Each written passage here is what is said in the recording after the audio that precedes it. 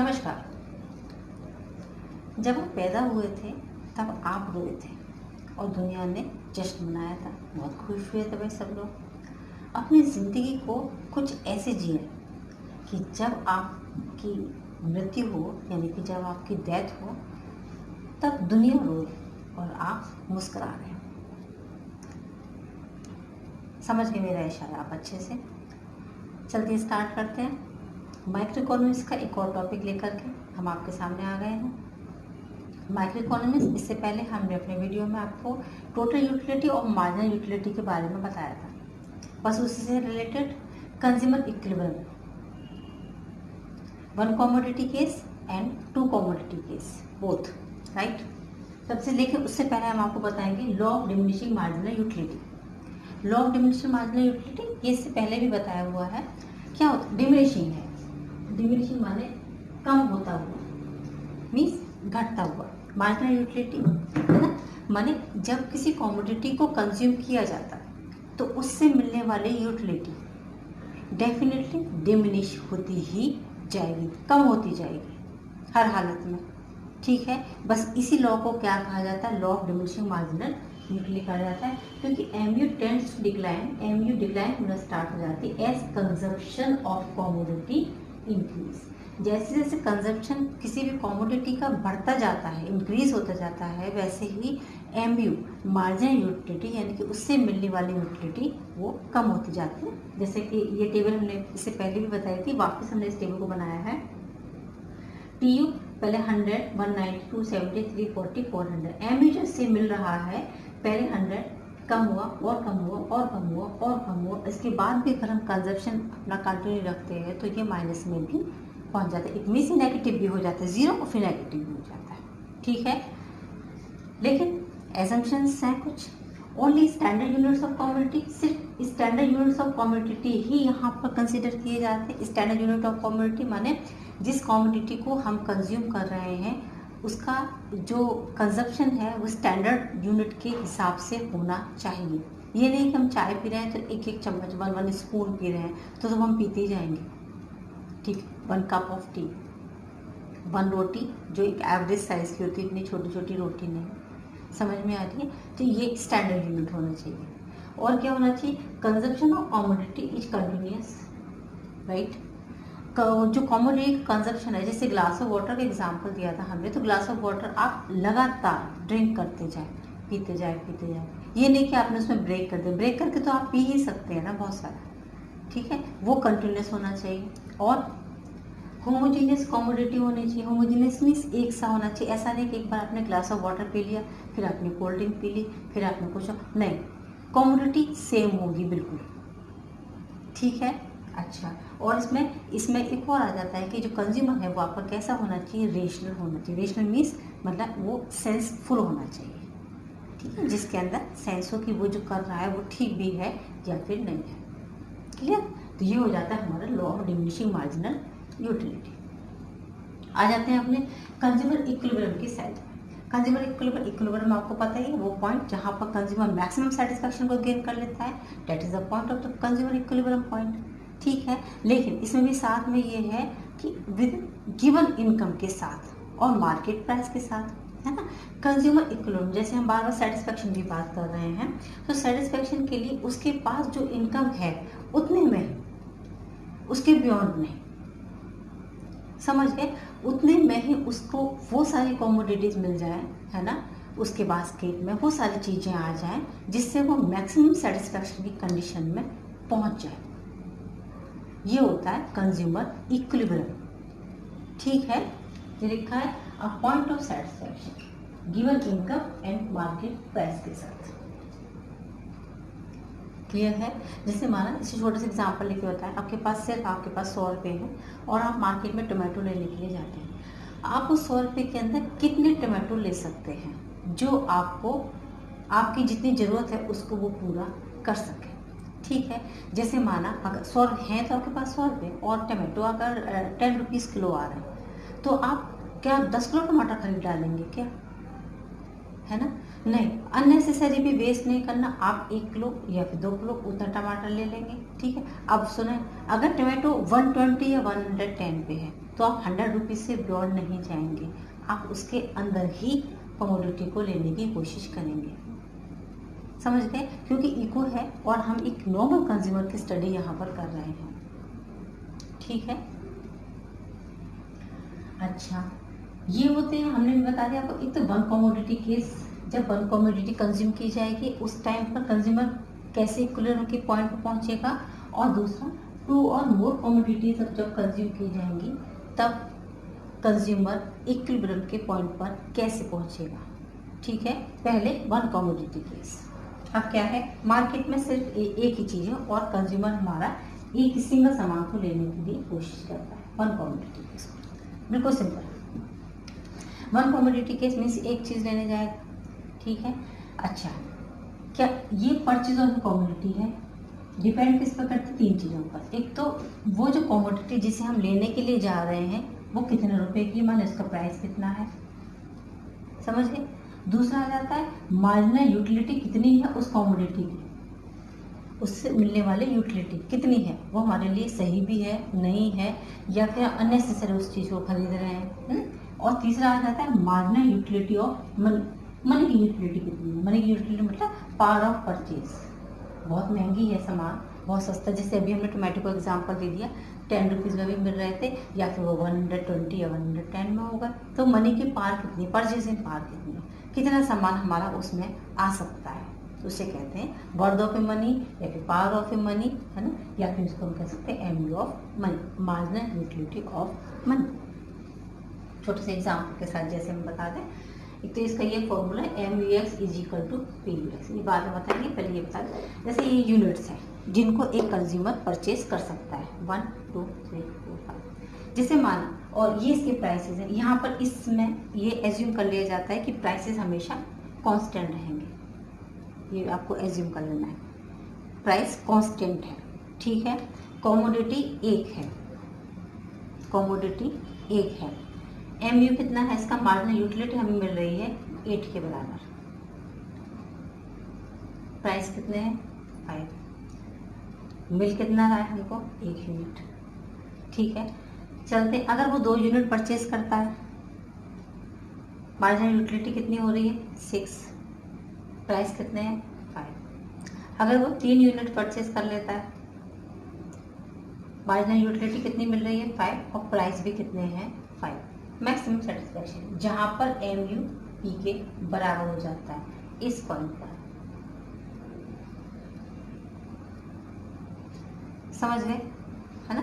अब चलते और बता रहे हैं, वो खरीद लेता है 4 यूनिट्स, मिलने वाली यूटिलिटी कितनी है, सिर्फ 4 है, मान जितना ज़्यादा सामान खरीद रहा है यूटिलिटी उतनी ही कम हो रही है, कम हो, प्राइस 5 है, इसमें यूनिट्स हमारे पास 5 आ जाती हैं, MU हमारे पास और डाउन हो जाता है, और ये तो प्राइस तो 5 है, ठीक है। रूल के अकॉर्डिंग क्या होना चाहिए, MUX जिस पॉइंट पर P के बराबर हो जाता है उस पर कंज्यूमर इक्विलिब्रियम की कंडीशन में पहुंच जाता है, मैक्सिमम सेटिस्फैक्शन है, उसके पास 3 यूनिट भी आ जाएंगी, वो 5 रुपीज़ ही खर्च करेगा और 5 के बराबर उसको ये MU यानी कि यूटिलिटी भी उसकी मिल जाएगी। यहाँ पर हालांकि यूटिलिटी ज़्यादा है, लेकिन यूनिट्स यानी कि जो मिलने वाला जो सामान है वो सिर्फ बहुत कम आ रहा है, 2 यूनिट आ रही है। यहाँ पर MU ज़्यादा है, लेकिन यूनिट जो आएंगी वो सिर्फ एक ही यूनिट आएगी, उसके पास एक ही सामान आएगा, माने समझ में, यहाँ पे 2 सामान आ जाएंगे, लेकिन यहाँ पे कितने आ जाएंगे 3 आ जाएंगे, यूटिलिटी भी खूब अच्छे से मिल रही है और प्राइस भी 5 है।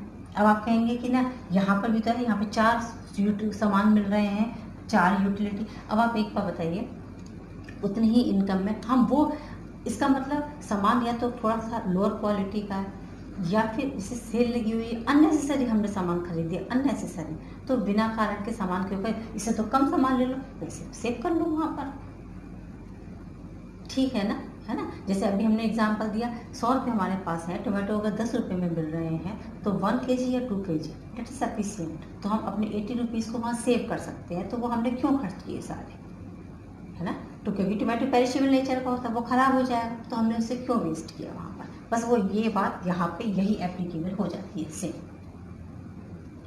मैक्सिमम सेटिस्फैक्शन की कंडीशन में कब पहुंच रहा है? जब वो 3 यूनिट्स को खरीदेगा, क्योंकि उसकी मार्जिनल यूटिलिटी 5 मिल रही है और उसका प्राइस भी 5 है, यानी कि प्राइस के बराबर का उसको यूटिलिटी भी, उससे सेटिस्फैक्शन भी प्रॉपर मिलेगा, उसका बढ़िया काम चल जाएगा उसमें। और समझ लीजिए इस बात से, समझ गए? अच्छा, अब डायग्राम बनाते हैं।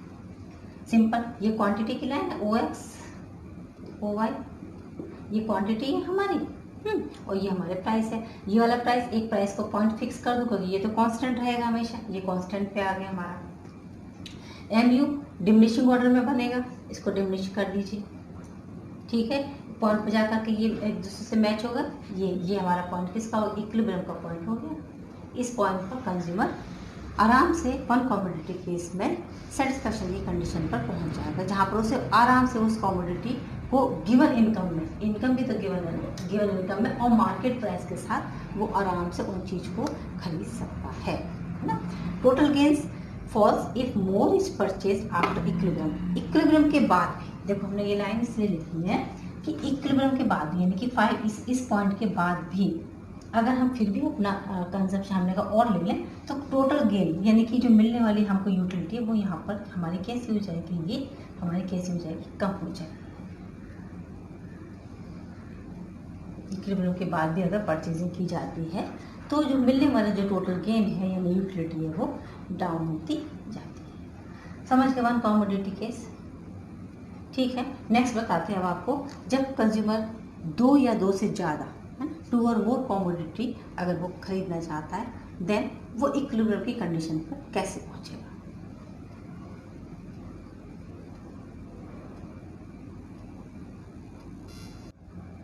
चलो भाई स्टार्ट करते हैं अपना 2 कमोडिटी केस, ठीक है।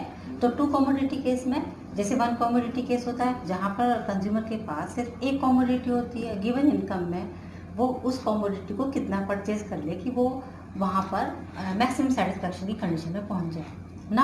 अब आती है 2 कमोडिटीज़। 2 कमोडिटीज़ गिवन इनकम, वही इनकम है उसके पास, उसमें उसको 2 कमोडिटीज़ लेनी है, तो दोनों कमोडिटीज़ में उस स्टेट पर पहुँचना है जहाँ पर उसे मैक्सिमम सेटिस्फैक्शन मिल सके, ठीक है। इसीलिए इसको क्या बोला जाता है? Law of equi marginal utility, equal marginal utility, ठीक है, जहां पर MU इक्वल में से, इसलिए इसे बोला जाता है law of equi marginal utility, ठीक है। अच्छा, जैसे उसमें तो था हमारा MUX अपन PX, ठीक है, इसमें क्या है? MUX upon PX is equal to MUY upon PY, क्योंकि 2 कमोडिटी हो गए, X भी हो गई और Y भी हो गई, 2 कमोडिटी हो गई, इसलिए फॉर्मूला ये हो गया, सिंपल। अच्छा, पर शेड्यूल से बताएंगे तो बहुत ही सिंपल है, कुछ नहीं। देखो ये यूनिट से माने कि ये हमारा कमोडिटी हो गया सामान, ये MUX है, MUY है, ठीक है। उस कंडीशन पे जहां पर दोनों कमोडिटी की MU सेम हो जाए, बस वो हमारा क्या हो गया? इक्विलिब्रियम का पॉइंट हो गया। जैसे ये हमने पहले ही बताया, ये जो टेबल होती है आपकी एग्जम्पशन बेसिस होती है, आप इसमें फिगर्स अपने हिसाब से एज्यूम करेंगे, लेकिन एक पॉइंट पे जा करके दोनों को आपको सेम बनाना होगा। MU है क्योंकि, तो हमेशा डिमिनिशिंग ऑर्डर में बनेगा, ध्यान रखेंगे इन सब चीज़ों का आप, ठीक है।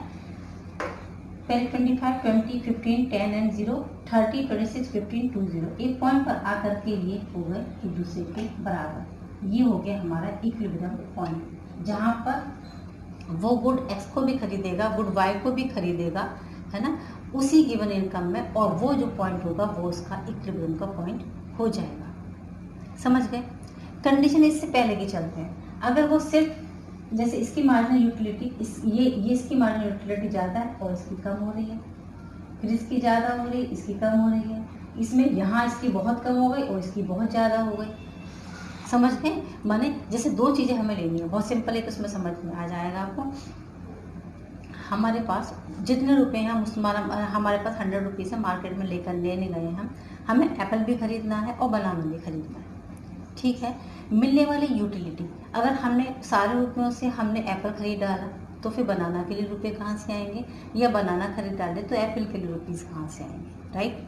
तो यूटिलिटी ऐसा ना हो किसी हम एक साइड, जैसे यही वाली बात हमने यहाँ लिखी है कि अगर MUX PX इससे ज़्यादा हो जाता है तो समझ लो हमने इसकी यूटिलिटी ज़्यादा है ना, जिसका कंजप्शन हमने ज़्यादा किया तभी तो ये ज़्यादा हो गया, उसका हमने कम कर दिया, तो हम सेटिस्फैक्शन की कंडीशन में कैसे, हमें तो दोनों सामान चाहिए ना, है ना। दोनों सामान के लिए हमको उस पॉइंट पर पहुंचना ही पड़ेगा जहां पर इससे मिलने वाली यूटिलिटी, यहाँ पर नंबर्स की बात नहीं हो रही है, यहाँ पर नंबर की बात नहीं हो रही कि हमें उससे, हमने ये 50 नहीं, ये तो हमने यूटिलिटी, मार्जिनल यूटिलिटी की बात करें कि उससे मिलने वाला सेटिस्फैक्शन कितना है,